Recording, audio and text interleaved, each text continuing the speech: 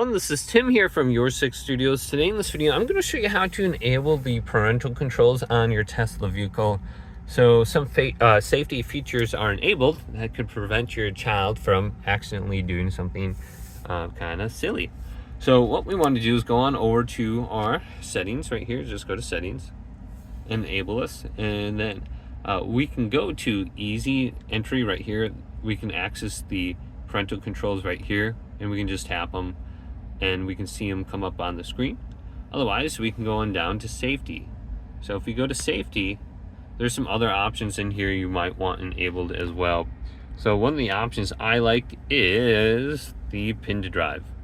So if we scroll on down, we can see pin to drive. So you can come up with a custom pin to prevent someone unwanted driving your vehicle. So you can just type it in, and then you're going to have to give that pin to someone if they want to drive it. So you don't have to have this on all the time. You can easily turn it on or off right here. But right below that is parental controls too. And if we look at this a little bit further, it says limit speed limit. So if the highway speed is 70, maybe put this to like 75 so they can't go faster than that. And then you don't have to worry about them getting a speed ticket or something like that. So you can think about that just in your area. Reduce acceleration to chill, okay? Requires safety features. Safety features such as speed limit warning, forward collision warning, and automatic emergency braking cannot be modified. Set and curfew notifications. Receive a mobile app notification when your car is driven between 11 p.m. and 4 a.m. So someone's sneaking out, taking your car, you're going to get a notification on your phone if it's between those times.